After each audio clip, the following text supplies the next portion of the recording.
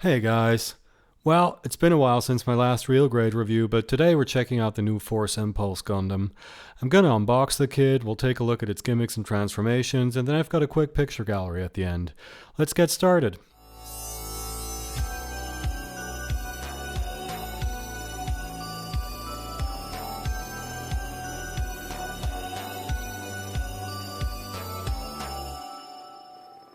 Robo Shop.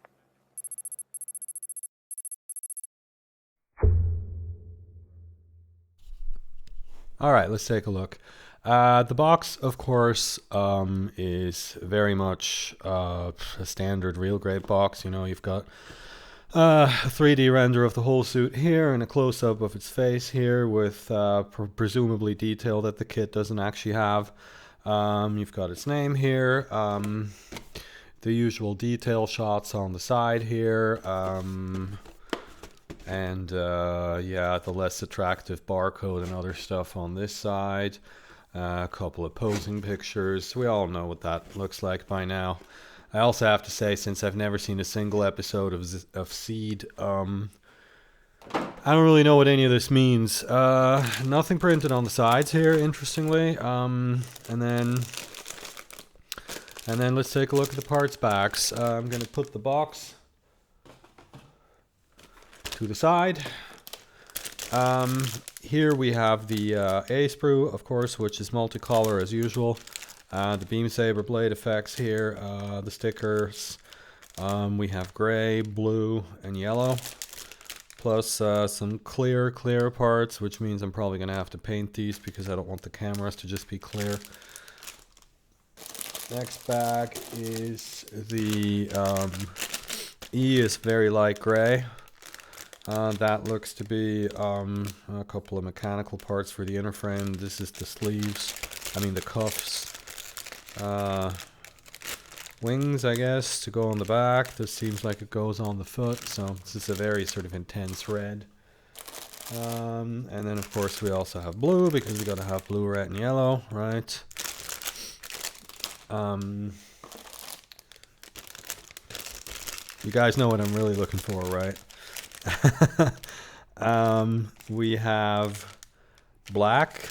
Here's something mildly interesting. That red sprue over there has it too. Here, you see this? Looks to me like this is a fairly, how should I say, three-dimensional part for plastic injection molding. And my guess is that this is necessary. This wall here, which isn't actually part of the part, for them to be able to mold this, because, yeah, I don't know, the injection gates are all where you'd expect them to be, but interesting. I'm sure there's some technological reason why they have to make the frame, the sprue this way, more white, more gray. Again, I am under the impression that there is only one shade of white here, but I was wrong about that before. Then we are already at the last bag, which is, yeah, I think this is more like off-white. Let's take a look. That's how nice that, Bandai makes bags that you can actually open without a knife or trying to stick your thumb through them. And now that I've said this, of course, I'm having a problem opening this bag. Here we go. So let's compare these two shades of, I don't know. No, it's the same. It's the same shade of off-white, but maybe the other white is actually white. We'll find out when we build them. And finally, we have just this. There's no advertising or other pamphlets in here. And oh, look, this fell out of one of the bags while I was opening it. I was actually looking for this. This is the B sprue. Wow, 2 parts. So I'm guessing we are looking at, this obviously goes in the torso, right? You can tell. And this, if I had to guess, probably in the backpack somewhere. Let's take a look in the instructions where this goes.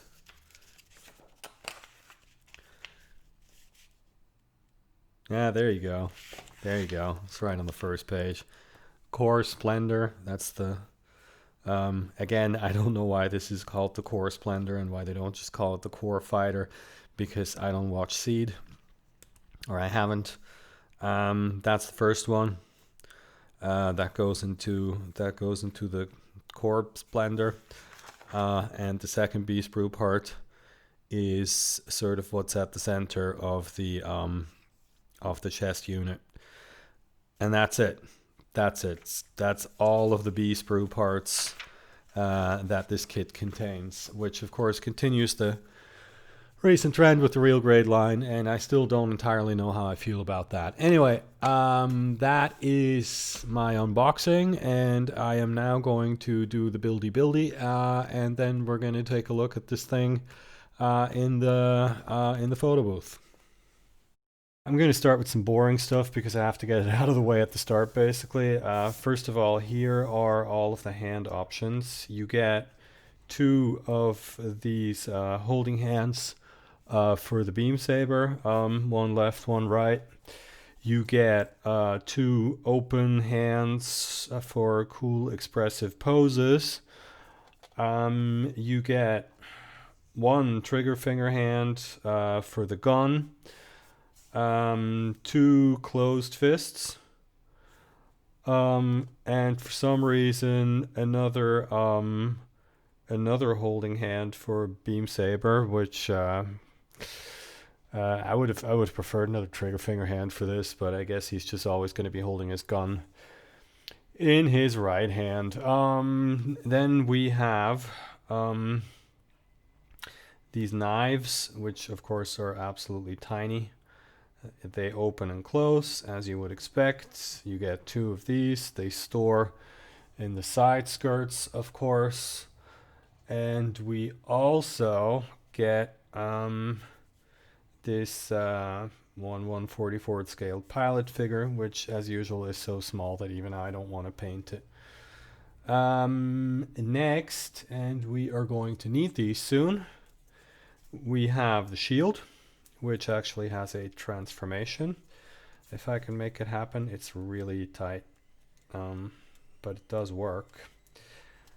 Here we go. You can pry this open, and then this is a bit easier to get open. That's the shield in open form. Looks, I don't know, I think it looks really cool because then you have this sort of, the star symbol here is sort of elevated against the rest of it. Yeah. Nice detail on the back here as well. Here's the handle. This works really well for the attachment, as you'll see, but it also kind of comes at a cost to the appearance of the Gundam, to be honest. That's the shield. Next we have the gun. This is a really nice looking gun, but it also doesn't really have anything special going on, like any sorts of gimmicks. You just have, of course, the secondary handle here that you can rotate 180 degrees as per usual. Other than that, yeah, it's a Gundam rifle.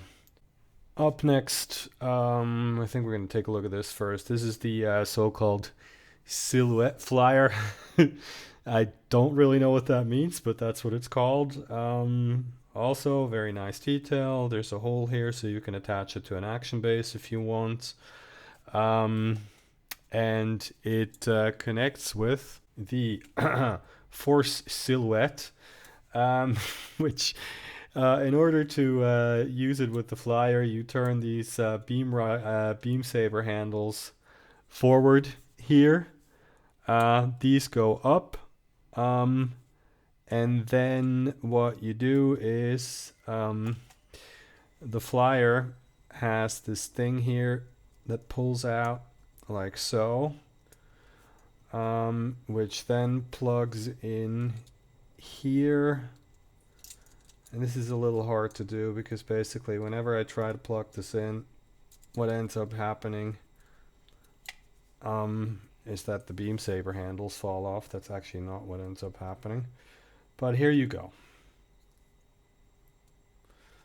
what I was going to complain about is that it's a little hard to, you know, you're pushing against the part that you just pulled out, so it has a tendency to slip back in. That's the flyer all assembled, looking a bit like the Sky Grasper and the Ale Striker, of course. And while I'm talking about the Force silhouette, let's take a look at that as well. Come on, here we go. Push this back in. This, of course, as you might expect, these beam saber handles can be rotated up. You do get 2 effects parts to go with them. Yeah, I'm not going to spend a lot of time on this. This is not the most interesting thing here. Plug this back in. The thrusters here on the back, as you can see, can be moved if you want to pose them differently. And these move. And they also have, let's see if I can pry these open. They also have thrusters on the side here. Okay, here we go. This is, you see, I had to actually unplug this from the rest of the contraption to get this thruster out, which you possibly now almost can't see. I'm going to bring this closer to the camera and probably knock the focus out of whack. There's a little thruster here that you can fold out, which is, let's say, it's a nice gimmick in theory, but in practice it's incredibly annoying. The wings can also be folded back like so, and they rotate, so pretty much everything on this moves. It's also, I mean, it looks really nice. Now, let's take a look at the actual suit. This is the torso and the arms, and it has a transformation feature, which I'm now going to attempt to demonstrate. First, by the way, I mean, obviously you can tell the head's missing. I strongly recommend, if you're going to do the transformation, that you take the head off, because it's otherwise you're inevitably going to break. You're going to break the V-fin. So these shoulders can be pulled out like this, like so, and then you have it like this. And then what you're supposed to do is fold this arm up like so, rotate it forward, then bend the elbow 90 degrees, and then rotate this up. The idea being that this points forward. And then you do something similar with this arm, where you first fold it up, and then you rotate it forward, and then this elbow goes like this. Now I'm going to attach the head at this point. This shield here that you can barely see is meant to cover up the face. And then what you do is you attach, oh, hold on. You gotta rotate this so that this is facing downward, because now you attach the shield here, and the gun with the trigger finger hand goes in like this and like this, and then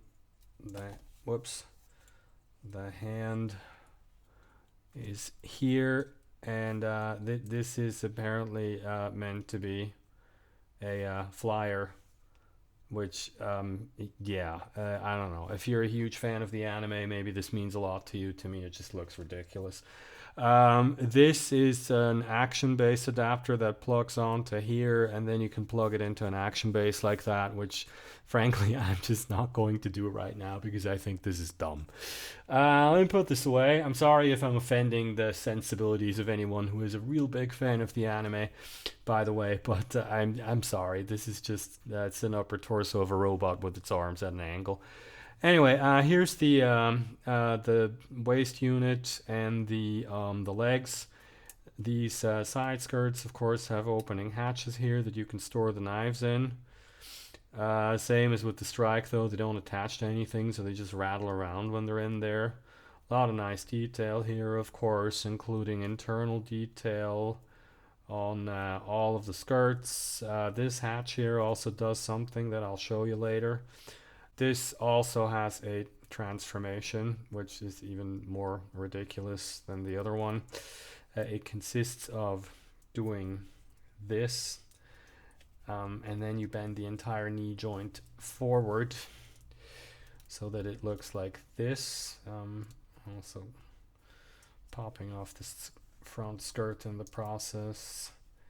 This leg, and then you bend the feet backward like this. And then, yeah, this is also meant to be a flyer. This action-based adapter plugs into the bottom here between the legs. I'm going to be using this when I post the whole thing, obviously, but for now, yeah, I'm not going to demonstrate that either.